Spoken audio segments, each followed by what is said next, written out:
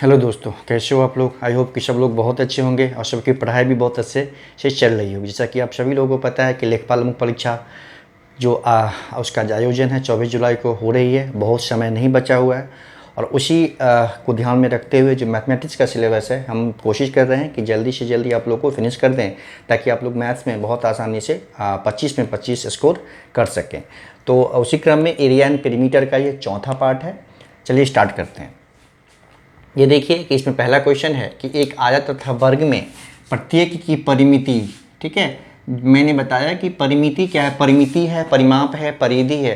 हिंदी में सबका अलग अलग होता है, लेकिन उसका मीनिंग सब एक ही होता है, पेरीमीटर। यानी उसके जो भी भुजा हैं या जो भी साइड है, उसके सभी भुजाओं का जो योग होता है ना, उसी को हम लोग परिधि, परिमाप, परिमिति, कुछ भी वर्ड यूज़ करते हैं हिंदी में। लेकिन आपको ऐसे हो तो इंग्लिश में एक बार देख लेना है कि इसका एग्जैक्टली वर्ड के हर जगह आपको पेरीमीटर मिलेगा यूज़ किया हुआ, ठीक है। तो इसमें देखिए कि दिया हुआ कि एक आयत है, एक वर्ग है। आयत का क्षेत्रफल पहले दोनों का जो परिमिति है यानी जो परिमाप है वो इक्वल है, और आयत का क्षेत्रफल वर्ग के क्षेत्रफल से 100 मीटर स्क्वायर कम है ना। तो आयत की लंबाई हमें निकालनी है, ठीक है। तो क्वेश्चन बहुत सरल है, थोड़ा सा समझना है आपको, बहुत आसानी से आप सॉल्व कर सकते हैं। देखिए एक आयत है, मान लीजिए, ठीक है। एक जैसे आयत है, ये आयत होता है जिसकी आमने सामने की भुजा बराबर होती है। एक वर्ग होता है जिसकी सभी भुजाएं बराबर होती है ना, ये वर्ग है, ठीक। ये वर्ग है, मान लीजिए दो फिगर है आपके पास। इसका हमें दिया होगा कि इसका भी जो पेरीमीटर है, इसका भी पेरीमीटर 160 है और इसका भी पेरीमीटर जो है 160 है, ठीक है। इसका भी पेरीमीटर 160 है, ठीक। तो आपको पता है कि इसका पेरीमीटर क्या होता है। जैसे अगर लेंथ इसका l है, बी इसका ब्रेथ है, तो इसका पेरीमीटर होता है 2 इंटू एल प्लस बी, ठीक है। 2 इंटू एल प्लस बी, इसका मतलब ये 160 है, ठीक। और इसका अगर लेंथ a है तो आपको पता है कि इसका पेरीमीटर क्या होता है 4 इंटू ए इक्वल टू 160, ठीक है। तो यहाँ से सिंपली a पता चल गया हमें 160 बाई 4 दैट इज 40, क्लियर है।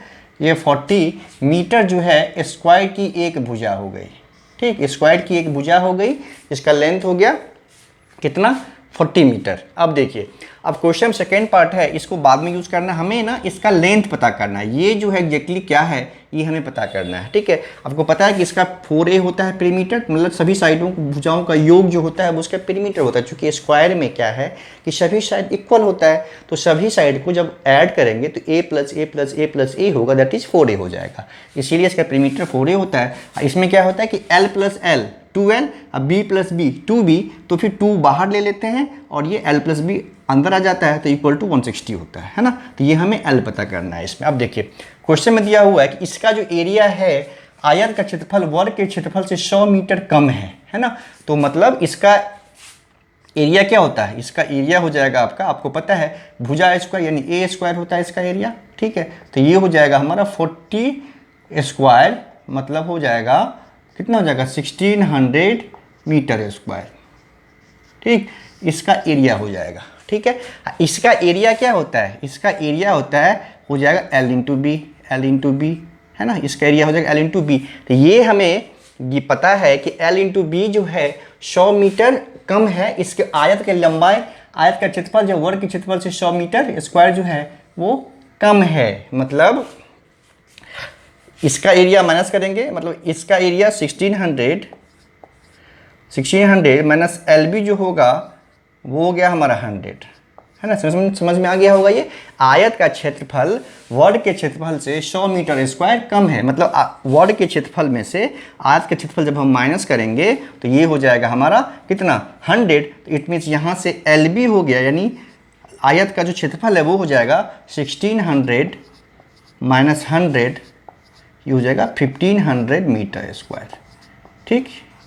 ये हो गया 1500 मीटर। इसका हमें लेंथ पता करना। अब देखिए जब यहाँ पे l plus 2 into L plus B equal to 160 है, तो l प्लस बी क्या हो गया, l प्लस बी हो गया यहाँ पे हमारा 80, l इंटू बी हो गया यहाँ पे 1500, ठीक है 1500। तो आपको पता है हमें l माइनस बी चाहिए, ताकि इसमें हम उसको यूज़ करके इसका वैल्यू पता कर सकें। तो आपको पता है कि l माइनस बी का square whole square equal to होगा l प्लस बी का whole square minus 4ab 4lb। याद कीजिए फॉर्मूला होता है ए माइनस बी का whole square equal to A plus B का होल स्क्वायर माइनस 4ab। हम लोग बहुत बचपन से इसको पढ़ते आ रहे हैं। तो जब हमें चूंकि l माइनस बी चाहिए तब ना l प्लस बी हमें पता हो गया, l माइनस बी चाहिए, उससे क्या होगा कि b प्लस मतलब उस पर दोनों इक्वेशन को यूज करके फिर l का वैल्यू हम निकाल लेंगे बहुत आसानी से। तो यहाँ पे हमें पता है l प्लस बी पता है, l प्लस बी 80 है तो हो जाएगा 80 square minus 4 into L B 1500 है, ये 1500 है। तो एल बी कितना हो जाएगा, ये हो जाएगा 6400 माइनस ये हो जाएगा 6000 है ना, 6000 ये हो गया हमारा 400। अब यहाँ से it means L minus B क्या हो जाएगा 400 का स्क्वायर मतलब 20 है ना। तो ये इसको फर्स्ट मान लेंगे, इसको सेकेंड मान लिया हमने, दोनों को ऐड किया, जैसे एल प्लस बी यहाँ ले लेंगे है ना, L plus B equal to 80 हो गया। तो अब देखिए सिंपली कुछ नहीं करना है, ऐड करेंगे तो ये दोनों कैंसिल हो गया, 2l इक्वल टू हो गया यहाँ पे 100, तो l इक्वल टू हो गया यहाँ पे 50 मीटर। ये हमारा आंसर निकल गया, यही हमारा आंसर होगा। तो आसान था, बस दोनों फार्मूला आपको पता होना चाहिए, इक्वेट दोनों को यूज करके बहुत आसानी से हम इस तरह के क्वेश्चन को सॉल्व कर सकते हैं। चलिए अगला क्वेश्चन देखते हैं।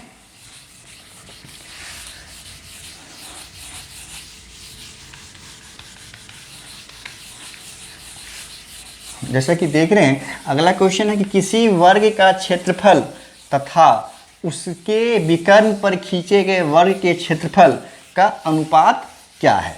ठीक है, अब देखिए कोई अगर स्क्वायर है, मान लीजिए ये स्क्वायर है, ठीक है, ये हमारा स्क्वायर हो गया, इसका विकर्ण होता है ये होता है इसका विकर्ण। मैंने बताया है कि अपोजिट साइड को जब मीट करते हैं, जो लाइन अपोजिट दो साइड को, दो पॉइंट को, दो भुजा के कॉर्नर को, जो अपोजिट पॉइंट को जब किसी स्क्वायर में अपोजिट पॉइंट को जब मीट करते हैं तो वही विकर्ण होता है। अब स्क्वायर है तो सभी भुजा मान लीजिए ए होगा, एक ही होगा।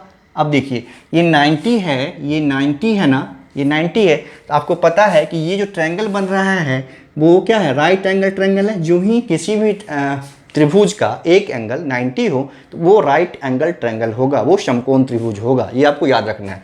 तो समकोण त्रिभुज में आपको बताया था मैंने, तो सबसे बड़ी भुजा जो होती है उसको कर्ण बोलते हैं, है ना। तो कर्ण जो का जो लेंथ होता है, कर्ण का जो लेंथ होता है वो क्या होता है, आधार स्क्वायर प्लस लंब स्क्वायर का स्क्वायर रूट। यहाँ पे चूंकि आधार और लंब दोनों का लेंथ इक्वल है, ए है, तो ये हो जाएगा हमारा ए स्क्वायर प्लस ए स्क्वायर का अंडर रूट, यानी ये जो साइड होगा विकर्ण जो होगा वो त्रिभुज, ये स्क्वायर का जो विकर्ण होगा वही त्रिभुज का कर्ण होगा। तो ये होगा हमारा 2a स्क्वायर, तो a रूट 2 हो गया, ए स्क्वायर का अंडर बाहर हो गया, ए हो गया, ये a रूट 2 हो गया। जो भी लेंथ है वो ठीक है, कुछ दिया हुआ नहीं है, तो ये इसका हो गया। अब पूछ रहा है क्या कि देखिए किसी वर्ग का क्षेत्रफल तथा उसके विकर्ण पर खींचे गए वर्ग के क्षेत्रफल का अनुपात क्या। तो हमने विकर्ण का लंबाई इसीलिए पता किया कि हमें वर्ग का क्षेत्रफल और विकर्ण के क्षेत्रफल का रेशियो पता करना है। तो जब तक दोनों का साइड नहीं पता चलेगा तब तक कैसे पता चलेगा कि उसका एरिया क्या होगा। तो हमें चूंकि वर्ग ये भी वर्ग ही है और इस पे भी एक वर्ग ही बना रहा है, तो इसका भी एरिया क्या हो जाएगा। आपको पता है कि स्क्वायर का एरिया होता है भुजा स्क्वायर, तो वर्ग का जो एरिया हो जाएगा वो होगा भुजा स्क्वायर मतलब ए स्क्वायर, और इस पे जो बना है विकर्ण पे जो बना है वर्ग उसका जो एरिया हो जाएगा वो हो जाएगा ए रूट 2 स्क्वायर। क्लियर है, क्योंकि ये भी तो एक भुजा है, इसी पे वर्ग बना है तो वो वर्ग बनेगा, तो उसका एरिया क्या हो जाएगा भुजा स्क्वायर, तो भुजा है ए रूट 2। अब इसी का रेशियो हमें पूछ रहा है ना, ये ए स्क्वायर हो गया हमारा।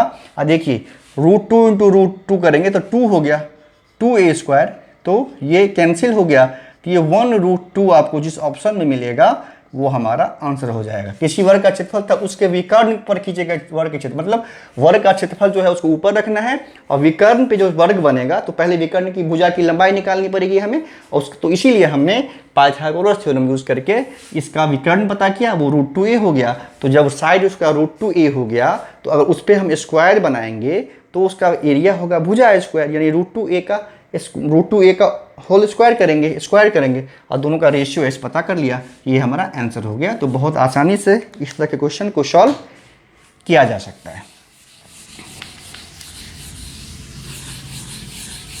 अगला क्वेश्चन देखिए क्या है कि यदि एक वृत्त तथा वर्ग का क्षेत्रफल समान हो, है ना, वृत्त तथा वर्ग का क्षेत्रफल समान हो तो उसके परिमापों का अनुपात क्या होगा। ठीक है, अब देखिए इस तरह का क्वेश्चन पूछा जाता है दो फिगर को मिक्स करके, कभी रेक्टेंगल स्क्वायर, कभी वर्ग सर्किल, कभी आयत सर्किल। तो इस तरह को आपको दोनों को चीज देखना है, जो क्या गिवन है उसको यूज करके जो फाइंड करना है वहां तक हमको पहुंचना होता है। तो यहाँ पे देखिए एक वृत्त तथा वर्ग का क्षेत्रफल समान है ना। तो मान लीजिए एक जैसे एक वृत्त है ये, एक वर्ग है ये, मैं समझाने के लिए बता रहा हूँ आपको बनाने की जरूरत नहीं पड़ेगी एग्जामिनेशन में ये सब चीज़। ठीक है, इसका क्योंकि वर्ग ये वृत्त का जो क्षेत्रफल निकालना होता है तो हमको क्या चाहिए होता है, रेडियस। क्यों कि इसका पाई आर स्क्वायर जो है, इसका सर्किल का जो एरिया होता है वो होता है पाई आर स्क्वायर।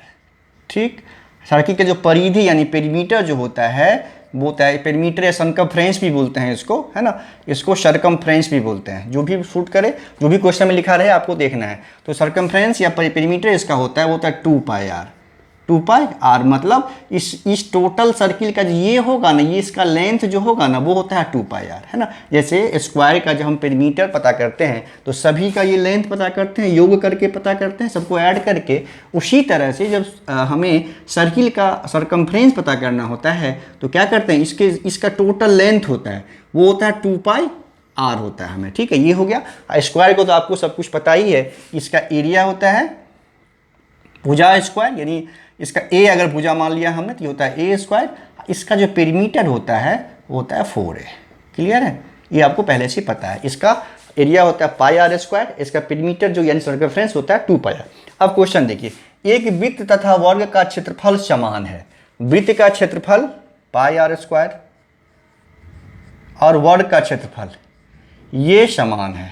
ठीक है, हमें पूछ रहा है कि उसके परिमापों का अनुपात क्या होगा। मतलब हमें पूछ रहा है क्या, देखिए 2 पाई आर वृत्त का परिमाप डिवाइड बाय ये क्या, इसका रेशियो क्या होगा, ये हमें आंसर पता करना है। ये हम इस रिलेशन गिवन है इसको यूज करके हमको यहाँ तक पहुँचना। देखिए आर और ए का रेशियो, आर यहाँ ऊपर होगा, ए यहाँ नीचे होगा, है ना। तो हमें उसी टर्म में इसको सेट करना है। ठीक है, आर ऊपर रखना है, ए नीचे लाना है। मतलब यहाँ से देखिए R square upon A square करेंगे हम तो ये हो जाएगा हमारा 1 बाई पाई। क्लियर है, हमने क्या किया, आर को अपने प्लेस पे रखा, ए को यहाँ ले आया तो ये हो गया R square upon A square, और पाई को उधर लेके चले गए ये हो गया 1 अपॉन पाई। ये ऐसा इसीलिए हमने किया कि हमें दोनों के परिधि का रेशियो निकालना है। ऊपर में किसका परिधि रखना है, वृत्त का परिधि ऊपर और वर्ग का परिधि नीचे। तो मतलब आर हमें ऊपर चाहिए और ए हमें नीचे चाहिए। क्लियर, इसीलिए हमने ये ऐसे सेट किया इसको। इसका मतलब आर अपॉन ए का जो रेशियो होगा वो हो गया 1 अंडर रूट पाई। आपको पता है जब स्क्वायर हो एक तरफ, जब स्क्वायर हटता है तो दूसरी तरफ अंडर रूट हो जाता है। तो 1 का स्क्वायर रूट 1 ही होगा। अब पाई को हमने अंडर रूट रखा दिया, हमें रिलेशन मिल गया। इसी रिलेशन को यहाँ हमें यूज करना है। देखिए ये हो गया क्या, 2 जा 4, ये कैंसिल हो गया। ठीक, ये हो गया हमारा पाई आर अपॉन 2a हो गया, है ना, पाई आर अपॉन 2a हो गया। अब देखिए तो इसका मतलब ये क्या हो जाएगा, pi upon 2 R upon A equal to put करेंगे वो हो जाएगा 1 अपॉन रूट पाई। क्लियर है, R upon A equal to put किया हमने 1 अपॉन पाई, और पाई अपॉन 2 तो यहाँ पे है तो ये कैंसिल होके ऊपर जाएगा, ये हो गया अंडर रूट पाई हो गया। तो इसका जो रेशियो हो जाएगा वो हो जाएगा हमारा पाई अंडर रूट 2, या अगर उसको सिंपल फॉर्म में रखेंगे तो स्क्वायर कर देंगे तो ये हो जाएगा पाई रेशियो 4। तो इस तरह का जो ऑप्शन हो, आपको इस दोनों में से कोई भी ऑप्शन हो उसको टिक कर लेना। बस रेशियो, इसका रेशियो इसके रेशियो को यूज करके हमको इसका रेशियो क्या करना है, पता कर लेना है। आंसर बहुत आसानी से पता चल गया। ठीक है, इसको थोड़ा सा स्मार्टली वर्क करेंगे तो इस तरह का क्वेश्चन बहुत आसानी से आप सॉल्व कर सकते हैं। क्योंकि दो फिगर का रेशियो निकालना हो, एरिया गिवन हो, एरिया का रिलेशन गिवन हो, पेरीमीटर का रिलेशन गिवन हो, तो हमको देखना है जो क्या निकालना है उसी के हिसाब से हम जो गिवन है उसको यूज करते हैं।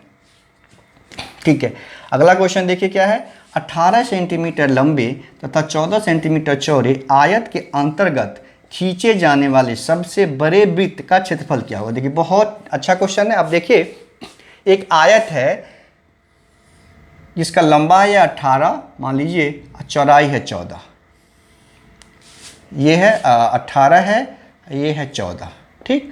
अब हमें सबसे पहले ये पता करना है इस आयत के अंदर बाहर नहीं होना चाहिए, सबसे लंबी वृत्त कौन सी खींची जा सकती है। आप देखिए तो या तो ये डायमीटर होगा, ये व्यास होगा वृत्त का, या तो वृत्त का ये व्यास होगा, है ना। आप देखिए अगर ये व्यास रखेंगे तो उस केस में जब यहाँ से ऐसे करके हम वृत्त बनाएंगे, इसको व्यास लेके जब हम वृत्त बनाएंगे ना, तो क्या होगा, यहाँ पे तो टच करेगा लेकिन इस वाले से बाहर हो जाएगा, क्योंकि ये तो 14 ही है ना। तो ये आपको याद रखना है कि स्क्वायर अगर हो, अगर स्क्वायर के अंदर वृत्त बनाना है तो स्क्वायर का जो भुजा है वही व्यास यानी डायमीटर होगा, ठीक है। स्क्वायर के केस की बात कर रहा हूँ, लेकिन यहाँ पे रेक्टेंगल है तो रेक्टेंगल के केस में जो भुजा का लेंथ कम हो, जो भुजा का लेंथ कम हो, उस भुजा के इक्वल जो होगा वो सर्किल का क्या होगा, आपका व्यास होगा, रेडियस नहीं व्यास यानी उसका डायमीटर। तो यहाँ पे आपको ध्यान देना है, तो छोटी छोटी भुजा कौन सी है 14, तो इसके अंदर जो सर्किल हम बना सकते हैं मैक्सिमम साइज का सर्किल जो इसके अंदर समाहित हो जाएगा, उसका जो डी यानी डायमीटर होगा वो होगा 14। तो इसका मतलब इसका रेडियस क्या हो जाएगा 14/2 बराबर 7, ठीक है। तो उसी का हमें क्या करना है, एक आयता का ये वृत्त का क्षेत्रफल क्या होगा, तो वृत्त हो गया तो pi R square, simply pi R square हो गया, तो पाई और 7 स्क्वायर किया हमने, ठीक। तो ये होता है हमारा पाई का वैल्यू आपको पता है 22/7 इंटू हो गया 7 × 7, एक 7 कट गया यहाँ से, ठीक है। ये हो जाएगा 7 × 2 = 14, 154 सेंटीमीटर स्क्वायर।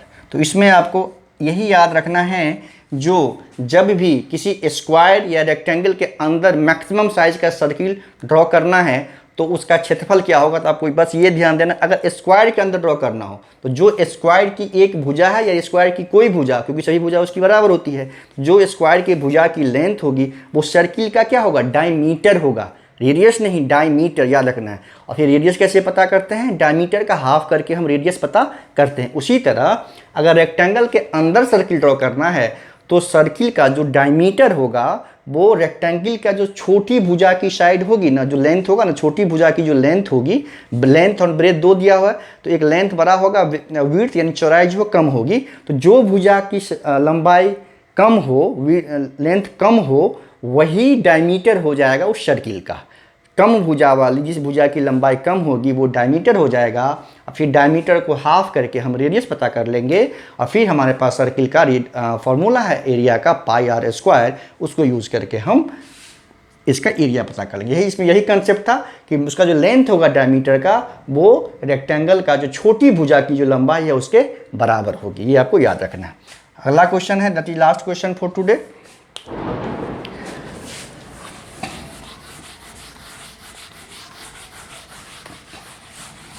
अब देखिए अगला क्वेश्चन है कि एक आयताकार खेत की लंबाई या चौड़ाई का अनुपात 5:3 है, ठीक है।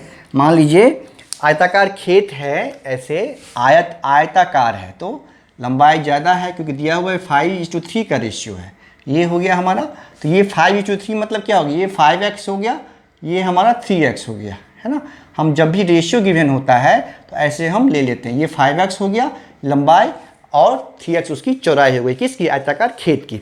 इस खेत के चारों ओर ₹7.5 पर मीटर की दर से तार लगाने का कुल खर्च 3,000 रुपया है ना, 3,000 रुपया है। तो खेत की लंबाई तथा चौड़ाई क्या है, हमें खेत की लंबाई तथा चौड़ाई निकालनी है। अब देखिए इसके चारों तरफ तार लगाना है ऐसे करके, है ना, तार लगाना है, और उसका खर्च टोटल खर्च आता है ₹3,000, और 1 मीटर तार का जो कॉस्ट है वो है ₹7.5, ₹7.50। तो जब भी ऐसे हो तो इसका पेरीमीटर पता करेंगे हम, पेरीमीटर को पता करेंगे, वो होगा हमारा 2 × 5x + 3x।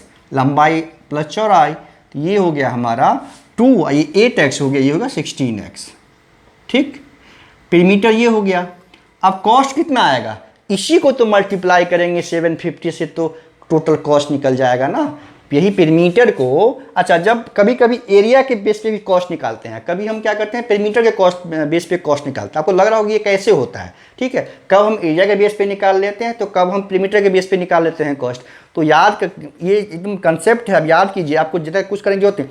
कॉस्ट देखिए यहाँ पे आप सिंपल पकड़ लीजिए, अगर कॉस्ट यहाँ पे ना पर मीटर स्क्वायर हो, कॉस्ट यहाँ पे पर मीटर स्क्वायर हो, तो समझिए कि एरिया निकालना है। और जब ये पर मीटर हो, ये पर मीटर हो, समझिए पेरीमीटर निकालना है। मीटर स्क्वायर कॉस्ट दिया हो, पर मीटर स्क्वायर कॉस्ट हो, समझिए एरिया निकाल के हमको मल्टीप्लाई करना है। और जब पर मीटर कॉस्ट दिया हुआ हो तो समझिए हमें पेरीमीटर निकाल के कॉस्ट निकालना, बस इसी को ध्यान रखना है। तो यहाँ पे पेरीमीटर निकाल के हमें कॉस्ट निकालना है। इतना टोटल पेरीमीटर हो गया, तो एक ये मीटर हो गया, जो भी है मीटर है ना, मीटर ही है तो मीटर ही होगा यूनिट। तो इतना टोटल पेरीमीटर हो गया।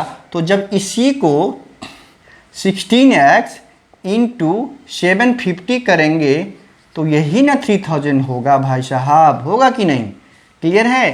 पेरीमीटर ये टोटल है, 1 मीटर का कॉस्ट इतना है, तो इसको जब मल्टीप्लाई करेंगे तो टोटल कॉस्ट निकल जाएगा। तो ये भी तार लगाने का कॉस्ट ही हुआ है ना टोटल, ये भी तार लगाने का कॉस्ट ही गिवन है क्वेश्चन में। तो ये दोनों आपस में इक्वल होगा ना, कोई डाउट तो नहीं है। अब यहाँ से x इक्वल टू हो जाएगा 3000, ठीक है, डिवाइड बाय सिंपली 16 नीचे इंटू 750, ठीक, 750 हो गया। ये डेसिमल हटा देते हैं अगर हम, या नहीं देखिए 750 जो है ना सीधा 430 हो जाएगा, है ना, 430, 750 इंटू 430, यहाँ पे 40 आ गया। फिर 4 देखिए 4 जा 16, 4 1 जा, ठीक है, ये हो गया 100/4 25। तो 25 जो हो गया वो क्या हो गया, x हो गया, 25 हो गया, x का वैल्यू हो गया 25, यानी लेंथ क्या होगा 5 इंटू 25, मतलब लेंथ हो गया हमारा 125 मीटर, है ना, लेंथ हो गया 125 मीटर। और ये है 3 इंटू 25, मतलब इसकी चौड़ाई हो गई 75 मीटर, है ना। तो कितना आसानी से हमने पता कर लिया। रेट जब, ये आपको ध्यान रखना है, जो रेट अगर पर मीटर का दिया हुआ हो तो पेरीमीटर निकालने के आपको मल्टीप्लाई करना पड़ेगा। रेट अगर पर मीटर स्क्वायर या पर सेंटीमीटर स्क्वायर के टर्म में दिया हुआ हो तो आप समझ जाना है आपको, वहाँ पे एरिया के हिसाब से हमें कॉस्ट निकालना है, बस ये याद रखना है, कन्फ्यूज नहीं होना है कि कैसे हम कभी हम पेरीमीटर का कॉस्ट निकाल लेते हैं, कब हम एरिया का कॉस्ट निकालेंगे। तो ये रेट पर आपको ध्यान देना है, उसी के हिसाब से आपको काम करना है। बहुत आसानी से आप इस तरह के क्वेश्चन को सॉल्व कर सकते हैं। ये हुआ एरिया एंड पेरीमीटर का ये 4th भाग था। 2 वीडियो और बनेगा जो सर्किल में जो क्वेश्चन आता है, स्पेशली सर्कमफ्रेंस और उस एरिया पे, साथ में उसके अंदर सर्किल बनते हैं, सर्किल के बाहर सर्किल बनते हैं किसी भी ट्रायंगल के, उस तरह के सम को करना है। तो मैं कोशिश करूँगा कि मैक्सिमम 2 वीडियो में आपका लेखपाल मुख्य परीक्षा का जो सिलेबस है वो कवर हो जाए। और मुश्किल से कल, आज या कल तक, आज तो नहीं कल तक, यानी आपका ये पूरा सिलेबस कवर हो जाएगा। फिर आप लोगों को सारे वीडियो को अच्छे से देखें, बार बार देखें, प्रैक्टिस करें। आप यकीन रखें कि आपको 25 आउट ऑफ 25 स्कोर ज़रूर करेंगे। धन्यवाद।